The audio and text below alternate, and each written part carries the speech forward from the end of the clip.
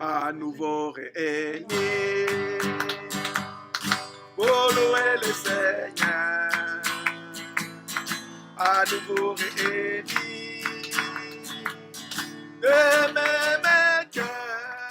Amen. Aujourd'hui, nous parlons de la Pâque. Alléluia. Vous voyez, des fois, on met un Pâque au pluriel parce qu'il y a Pâque juive et Pâque chrétienne. Nous parlons de Pâque chrétienne, qui est la Pâque accomplie. Alléluia. La Pâque, c'est une grande fête chrétienne. Sans la Pâque, nous ne pouvons pas parler du salut. C'est grâce à la Pâque que nous parlons aujourd'hui du salut. Le salut, ça veut dire être sauvé, avoir la vie éternelle en Dieu. La Pâque, elle est l'accomplissement de l'œuvre rédemptrice de Jésus-Christ. Alléluia.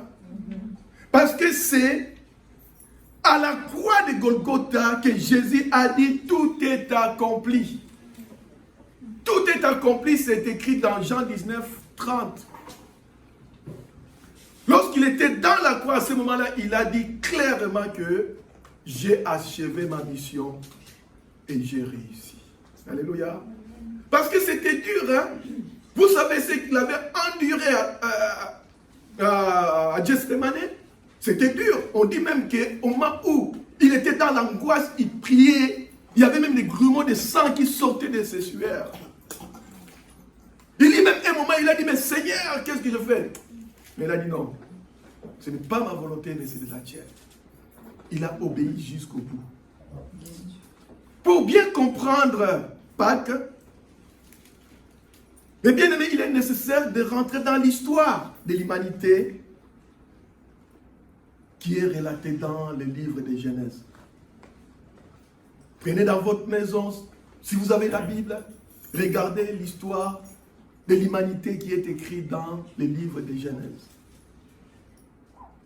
Il est dit ceci, Dieu créa l'homme à son image et à sa ressemblance. Et lorsque Dieu a créé l'homme, Dieu l'avait créé pour qu'il vive l'éternité. L'homme était créé pour qu'il vive éternellement dans le jardin d'Éden. Mais que s'est-il passé?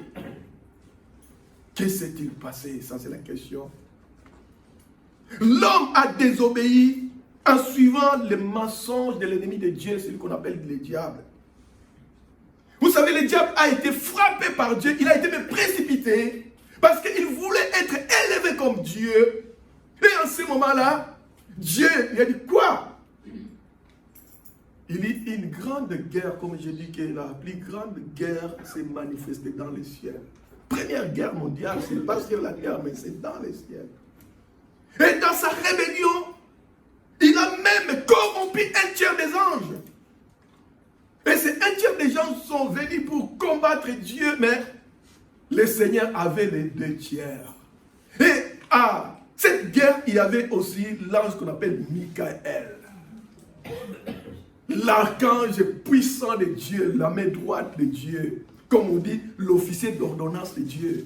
Alléluia. Et il a combattu le diable et il l'a précipité sur la terre.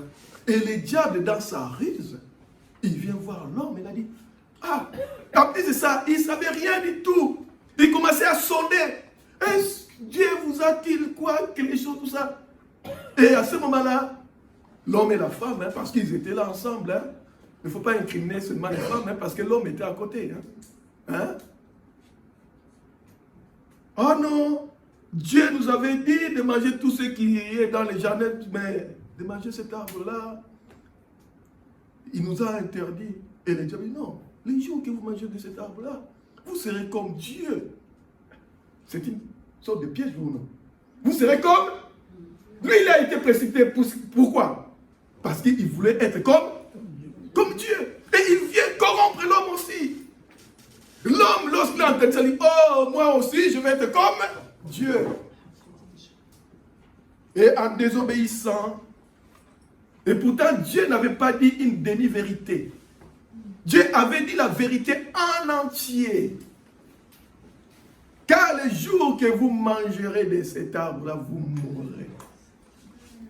Mais le diable a dit non, vous connaissez connaîtrait seulement ce qu'il a la connaissance du bien et du mal. Mais il a caché la fin de la vérité. Vous savez, une demi-vérité, ce n'est pas la vérité. Il faut que la vérité soit entière. Alléluia. Une demi-vérité, c'est un mensonge. Et l'homme, comme il a désobéi à Dieu, conséquence de cette désobéissance, le péché est rentré dans la vie de l'homme. Alléluia. C'est que les gens disent comme quoi que oui, l'homme, lorsqu'il a désobéi à Dieu, il est mort. Non. L'homme, il meurt pourquoi? Parce que dans sa vie est rentré le péché. C'est le péché qui est rentré dans la vie de l'homme qui va causer la perte de l'homme. Parce que la parole de Dieu nous dit dans Romains 6, 23, le salaire du péché, c'est la mort. Eh oui, lorsque l'homme avait désobéi, c'était le péché qui était affecté dans sa vie. C'est pour cela, l'homme sans Dieu, il est dans la nature pécheresse qui se manifeste tous les jours dans sa vie. L'homme qui a été créé pour qu'il vive l'éternité, le voici maintenant esclave du péché qui conduit à la mort. Celui qui est esclave n'est plus libre car il est dominé par un maître qui contrôle sa vie. Vous êtes d'accord avec moi, non? Un esclave, est-ce qu'un esclave est libre? Un esclave n'est pas libre. Un esclave dépend de la volonté de son maître. Et si vous avez compris, en ce moment-là, qui est devenu le maître de l'homme? C'est le péché. C'est le péché qui est devenu le maître de l'homme. L'homme a coupé par sa désobéissance la nature divine qui était en lui et il s'est séparé de Dieu et il est rentré maintenant dans la nature pécheresse. Et dans cette histoire, lorsqu'on regarde la parole de Dieu, on voit vraiment la miséricorde de Dieu. On voit la compassion de Dieu et son amour qui est au-delà même de ce que nous pouvons dire amour parce que l'homme ne connaît pas exactement ce qu'on appelle l'amour. Car l'amour est parfait comme Dieu lui-même est amour. Mais après plusieurs générations, Dieu choisit Abraham selon sa divine élection. Et il va dire à Abraham, va-t'en de ton pays, de ta patrie, de la maison de ton père, dans le pays où je te montrerai, je ferai de toi une grande nation, je te bénirai, je rendrai ton nom grand et tu seras une source de bénédiction. Je bénirai ceux qui te béniront, je maudirai ceux qui te maudiront, toutes les familles de la terre seront bénies en toi. Alléluia. Mes bien-aimés frères et sœurs, si nous regardons dans ce texte, il y a deux choses qui m'ont interpellé, deux phrases. Première, c'est « tu seras la source de bénédiction ». Et deuxièmement, « toutes les familles de la terre seront bénies en toi ». Alléluia. Alléluia. Amen. Ces deux phrases sont la clé de toutes choses. La clé que Dieu avait donnée à Abraham pour toute l'humanité. L'Éternel dit aussi à Abraham, sache que tes descendants seront étrangers dans un pays qui ne sera point à eux. Ils y seront asservis, on les opprimera pendant 400 ans. Mais je jugerai la nation à laquelle ils seront asservis, et ils sortiront ensuite avec de grandes richesses. Donc ce passage se trouve dans Genèse 15, 13 à 14. Et par la suite, Dieu se révéla à Abraham qu'il est le Tout-Puissant, c'est ce qu'on appelle El Shaddai.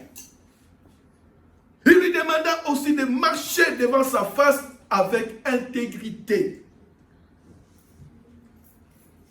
Et il dit, il multiplierait à l'extrême et il deviendra le père de la multitude des nations. Telle était l'alliance de l'Éternel avec Abraham. Alléluia.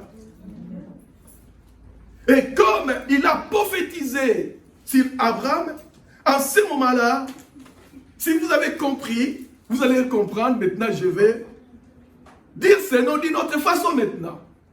Comme il a prophétisé sur lui pour mettre un sceau sur cette alliance, il dit qu'il ne sera plus appelé Abraham, mais il sera appelé Abraham. Vous avez compris? Abraham, pas Abraham, Abraham. Et ça, c'était pour sceller l'alliance. Parce que Dieu, lorsqu'il dit quelque chose, il accomplit ce qu'il dit. Parce que la parole de Dieu dit, il n'est pas fils de l'homme pour mentir. Alléluia. Et comme il avait dit, ses descendants se retrouvèrent esclaves en Égypte. Plusieurs années ont passé. Et comme on dit toujours, Dieu se souvient toujours de ce qu'il a dit, n'est-ce pas? Dieu se souvient toujours de ce qu'il a dit. Dieu s'est souvenu à ce peuple ou aux enfants d'Abraham, les enfants d'Israël, et il va choisir un homme comme libérateur, celui qu'on appelle Moïse. Alléluia. Lorsqu'il a choisi Moïse pour que le peuple d'Israël sorte de l'Égypte, ça a été un grand combat. Si les hommes, il dit un grand combat de titans. D'un côté, il y avait Dieu Pharaon, de l'autre côté, il y avait Dieu Moïse. Parce que dans cette histoire, Dieu a voulu faire de Moïse comme un Dieu humain aussi. Parce que Pharaon était aussi un Dieu humain. Et lorsqu'ils ont fait ce combat de titans, comme on peut dire, c'est-à-dire quoi? Il y avait Pharaon avec tous ces dieux-là, les 10 plaies-là, les 9 plaies-là, c'était pour casser les dieux des Égyptiens. Alléluia. Mais, alléluia, comme c'était dur,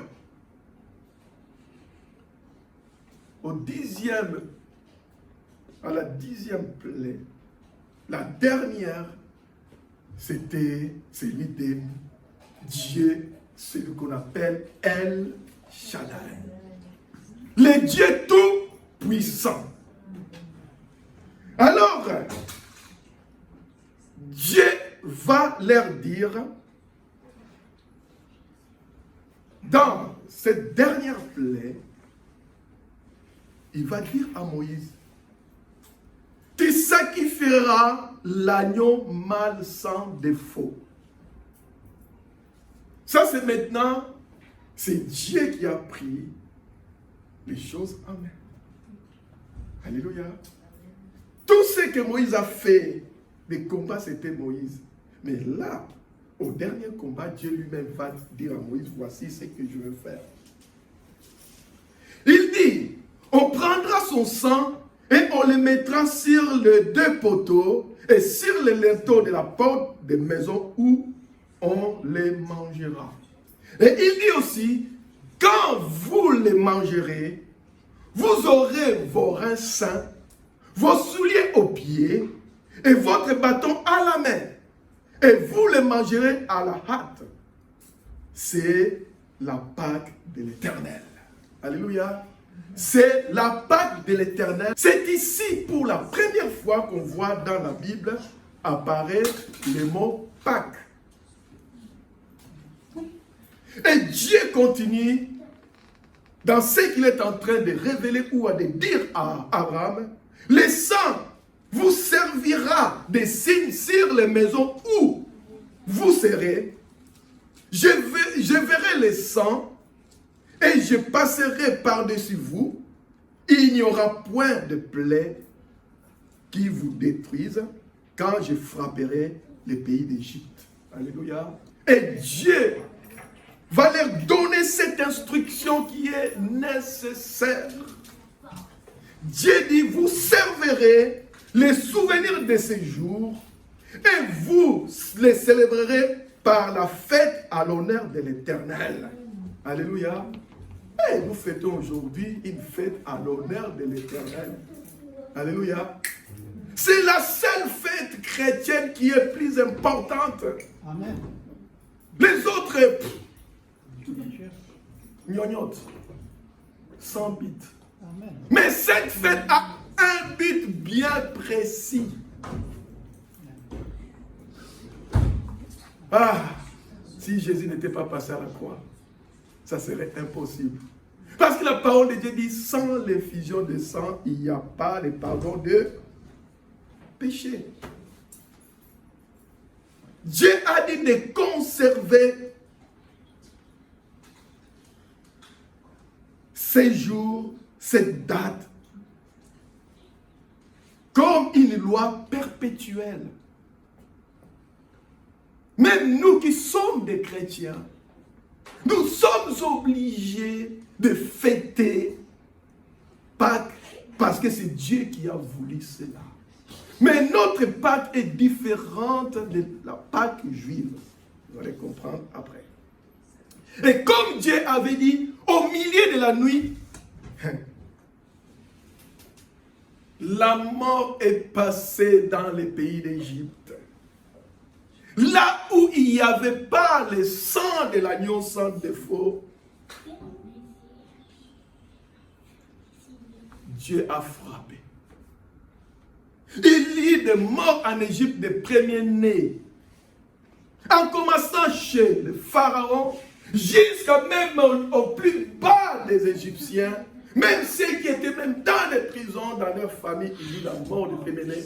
Et même Dieu va aller encore plus loin, même chez les animaux que les Égyptiens, ils avaient comme élevage. Il y a un grand cri de mort en Égypte en ce moment-là. L'Égypte pleurait. Mais là où il y avait le sang de l'agneau, il n'y avait pas de pleurs. Parce que Dieu avait fait de grandes choses pour libérer son peuple. Alléluia. Amen. Et c'est ainsi que Pharaon n'a pas pu résister, vous savez, parce que la puissance de Dieu l'avait terrassé. Alléluia. La puissance de Dieu avait terrassé Pharaon. Et en ce moment-là, Pharaon a baissé ses armes. Il a dit, c'est fini. Si je continue comme ça, même toute ma nation, ça va être complètement éradiqué. Alors, il va laisser ce peuple pour partir comme Dieu avait dit. Tu laisseras mon peuple pour qu'il puisse aller célébrer son Dieu à la montagne. Lorsque le peuple de Dieu était en Égypte, il n'y avait plus la célébration de l'Éternel. Il n'y en avait plus. Comme je vous ai toujours dit, les véritables adorateurs, il n'y en avait que 3. Abraham, Isaac et Jacob. Et lorsqu'ils sont rentrés en Égypte, on ne célébrait plus l'Éternel. C'était fini. Mais il y avait des cris. Est-ce qu'un esclave est content de sa vie? Mais non. Ils étaient esclaves, mais chacun ce soir plairait de cette servitude, de cette souffrance. Et c'est pour cela que Dieu s'était souvenu d'eux. Mais bien aimé, comme il est dit dans la parole de Dieu, ceci n'était que l'ombre des choses à venir. Alléluia. Ceci n'était que l'ombre des choses à venir. Et je répète encore cette phrase qui est dans Hébreux 9, 22. Sans l'effusion de sang, il n'y a pas de pardon. Mais bien aimé, comme ça a été dit, les souverains sacrificateurs ont perpétué chaque année cette rituel de sacrifice d'agneaux. Ceux qui ne savaient pas que les sangs de taureaux et de boucs n'ont pas le pouvoir d'ôter le péché. Alléluia. Hébreux 10, 4.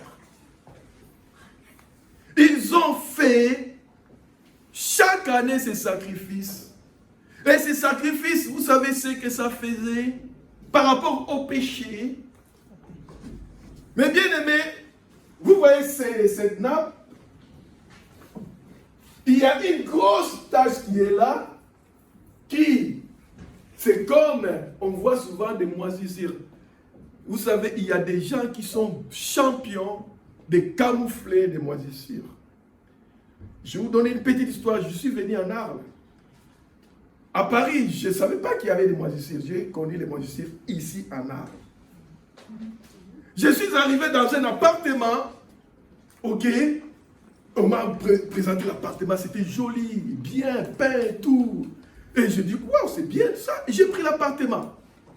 2, 3 mois, 4 mois, les taches commencent à apparaître. Mais c'est quoi ça? On m'a dit, c'est moisissure. Donc, ils avaient fait des travaux pour seulement couvrir. Ils ont couvert. Et c'est la même façon que les sangs des boucs et des taureaux faisaient à chaque fois. Lorsque les souverains sacrificateurs faisaient son service, c'était pour faire les sacrifices des boucs et des taureaux. C'était seulement pour couvrir les péchés. Mais après le temps, le péché arrivait et c'est pour cela, chaque année, ils étaient obligés de pouvoir faire ces sacrifices. Alléluia. Hébreux 19, vous pouvez lire. Christ venant dans le monde, il était le véritable agneau pascal capable d'ôter le péché du monde. Alléluia. Christ seul venant dans le monde, je vous dis de lire dans vos maisons, Hébreux 10, 5, 9. Ok? Et d'ailleurs, quand Jésus allait vers Jean, qu'est-ce que Jean avait dit à ses disciples lorsqu'il a vu Jésus? Alléluia. Il a dit, voici l'agneau de Dieu qui ôte le péché du monde. Jean 1, 29. Mais bien-aimés frères et sœurs, Pâques est l'image de Christ, de notre Rédempteur. Alléluia. Pâques est l'image de Christ, de notre Rédempteur.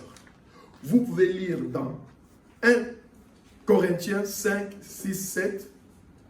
Vous pouvez lire aussi dans 1 Pierre 1, 18 à 19.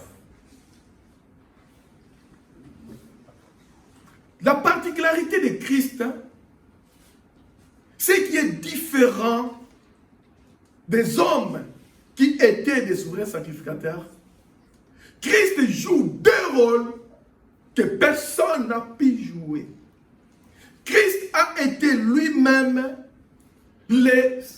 l'agneau pascal et en même temps aussi les sacrificateurs. Alléluia. Christ a été choisi comme l'agneau de Dieu qui ôte les péchés du monde. Christ a été aussi choisi comme les sacrificateurs selon l'ordre de Melchisedec. Hébreux 7, 17. Sacerdoce royal, comme tu dis mon frère. Lisons sait que lorsque Jésus est passé à la croix, son sang a coulé pour nous purifier, pour nous faire rentrer dans la présence de Dieu. Et c'est pour cela que vous verrez dans la Bible, lorsque vous lisez, au moment de la crucifixion de Jésus, lorsque Jésus a dit « tout est accompli », qu'est-ce qui s'est passé? Les rideaux qui séparaient les lieux saints et les lieux très saints se déchira du haut en bas, pour dire que ce n'était pas la main des hommes qui ont déchiré, mais c'est la main de Dieu lui-même qui a commencé du haut en bas. Et par cela, à travers le corps de Christ, nous sommes rentrés dans la présence de Dieu. Une fois qu'il est ressuscité, et d'ailleurs, il y a un passage dans la Bible, avant qu'il puisse aller voir son Père, lorsqu'il est ressuscité d'entre les morts, il n'était pas parti tout de suite aller voir son Père. Et lorsque la femme, je ne sais pas si Marie et Madeleine l'a vu, et Jésus à ce moment-là, ne me touche pas, parce que je ne suis pas encore parti chez le papa.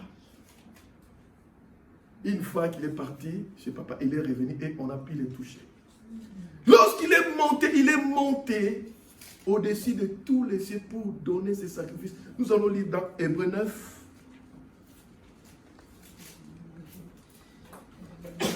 À partir de 24 jusqu'à 28. Nous allons terminer par ça. Car Christ n'est pas entré dans un sanctuaire fait de mains d'hommes. Alléluia. Christ est rentré dans les sanctuaires faits de Dieu lui-même. En imitation du véritable main, il est rentré dans le ciel afin de comparaître maintenant pour nous devant la face de Dieu. Alléluia. Donc Christ, une fois ressuscité, il est monté devant le Père pour présenter les sacrifices de son propre sang à son Père pour nous. Alléluia.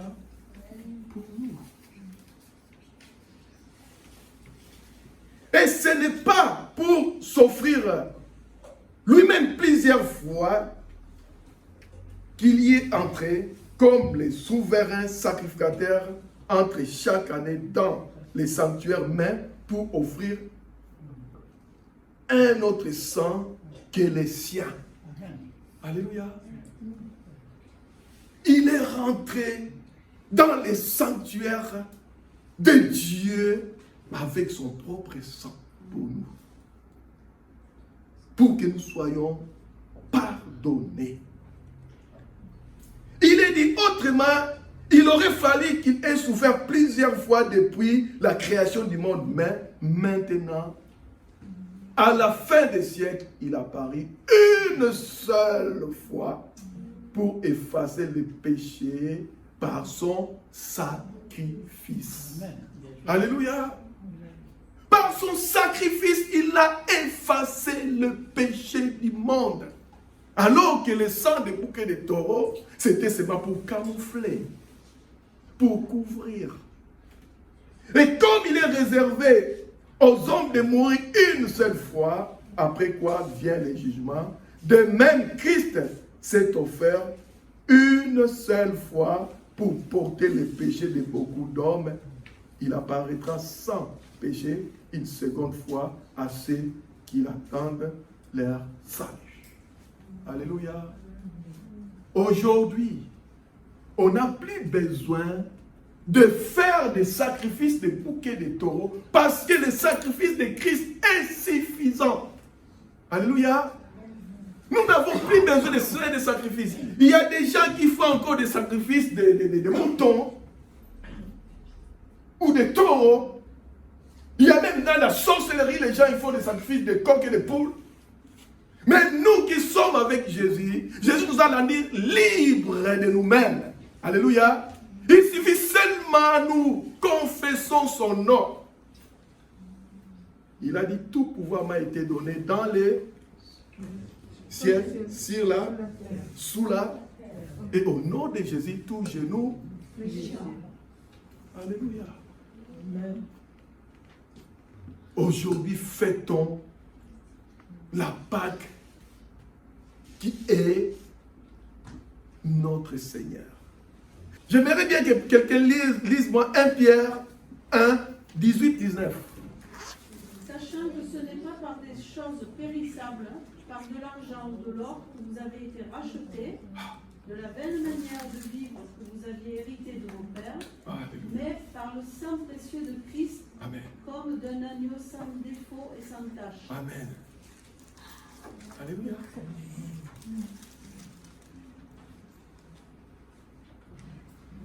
Lisons aussi 1 Corinthiens 5, 6, 7. J'avais déjà cité ça, maintenant je reviens. 1 Corinthiens 5, 6, 7. Eh bien, pasteur, que vous vous glorifiez. Ne savez-vous pas qu'un peu de levain fait lever toute la pâte? Faites disparaître le vieux levain, afin que vous soyez une pâte nouvelle. Amen. Puisque vous êtes sans levain, car Christ, notre Pâque, a été immolé. Amen. Célébrons donc la fête, non avec un levain de malice et de méchanceté, mais avec des pains sans levain, de la pureté et de la vérité. Amen. Alléluia. Qui est notre Pâque? C'est Christ qui est notre Pâque. Aujourd'hui, nous fêtons Christ. C'est Christ qui l'a fait. Le temps des sacrifices de bouquets de taureaux pour le pardon des péchés est fini. Alléluia. Fini. Aujourd'hui, nous avons un avocat auprès du Père, Jésus-Christ le juste. C'est lui qui est notre Pâque. Il est le seul et fidèle pour justifier et nous pardonner de nos péchés. Alléluia. 1 Jean 2, 1. À lui soit la gloire, l'honneur, la puissance pour des siècles des siècles. Amen. Soyez bénis. Amen.